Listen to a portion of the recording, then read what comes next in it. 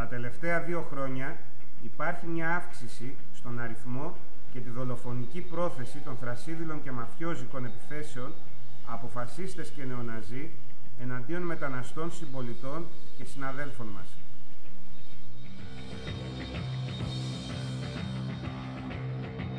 Οι επιθέσεις αυτές στοχεύουν σε άντρες και γυναίκες που εργάζονται για χρόνια εδώ και μεγαλώνουν τις οικογένειές τους δίπλα μας. Οι άνθρωποι αυτοί, ενώ προσφέρουν στην παραγωγή του κοινωνικού πλούτου, ζουν σε ένα καθεστώς εξαίρεσης από στοιχειώδη πολιτικά, κοινωνικά και ανθρώπινα δικαιώματα. Παράλληλα, οι νεοναζί, είτε με τη συνεργασία είτε με την κάλυψη της αστυνομίας, στρέφονται δολοφονικά απέναντι στους πρόσφυγες που αναζητούν άσυλο στην Ευρώπη, καθώς στις χώρες τους υπάρχει πόλεμος, κατοχή από το ΝΑΤΟ με τη συμμετοχή και των ελληνικών κυβερνήσεων ή δικτατορίες και εμφύλιοι.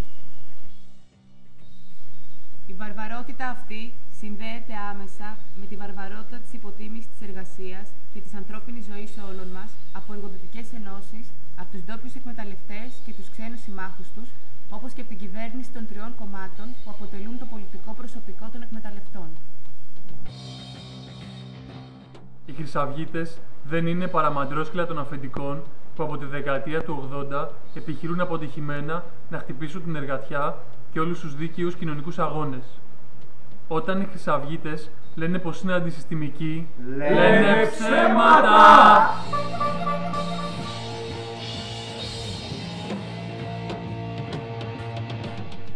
Από τη μέρα που οι χιτλερικοί της Χρυσαυγής μπήκαν στη Βουλή, υποστήριξαν όλη τη σημερινή οικονομική βαρβαρότητα με κάθε τρόπο.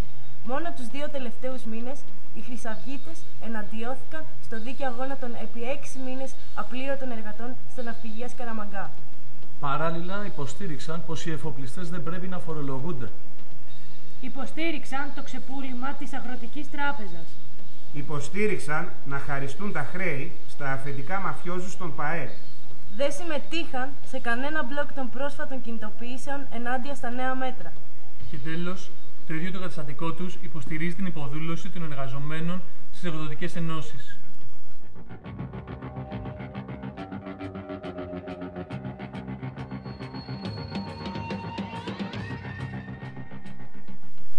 Σε όλους τους εργατικούς και κοινωνικούς αγώνες των τελευταίων δεκαετιών, οι φασίστες δεν κάνουν κάτι άλλο από το να συνεργάζονται με τους χαφιέδες και τους τραμπούκους των ΜΑΤ, υψώνοντας ναζιστικά το χέρι.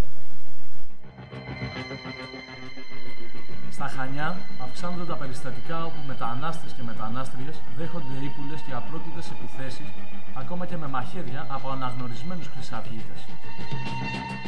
Χτυπάνε τους συνανθρώπους μας τρασίδηλα, επιτιθέμενοι νύχτα σε ομάδες των 10 εναντίον 2 ή 1. Μετά την είσοδό τους στη Βουλή, τον Μάη εξαπέλυσαν παραλίγο δολοφονικές επιθέσεις στην περιοχή της Νέας Χώρας στις 17 και 18 Έκτου, με αποτέλεσμα ένα από τα θύματα να χάσει τον νεφρό του.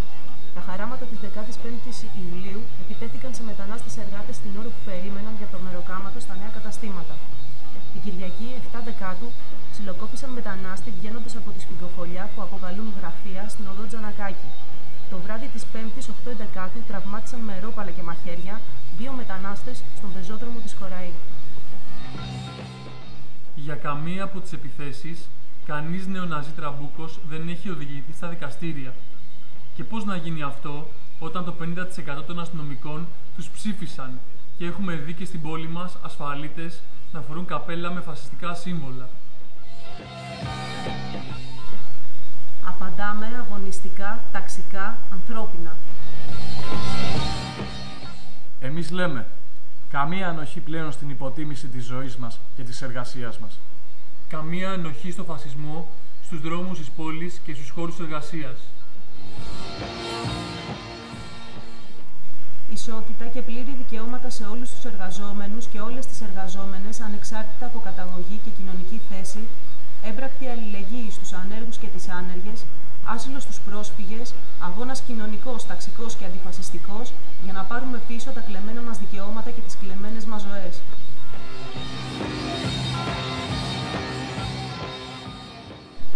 Καλούμε τα σωματεία, τις πολιτικές συλλογικότητες, τις μεταναστευτικές ενώσεις, τους φοιτητικούς συλλόγους και τις μαθητικές κοινότητες, όπως και όλους τους ανθρώπους που στοχάζονται ελεύθερα σε πορεία ενάντια στο φασισμό και τον ρατσισμό και υπέρ της διεκδίκησης ενός κόσμου ισότητας και αλληλεγγύης. Όλοι στο δρόμο. Όλοι στο αντιφασιστικό συλλαλητήριο, Σάββατο 24 Νοέμβρη στις 4 το απόγευμα στην πλατεία Αγοράς.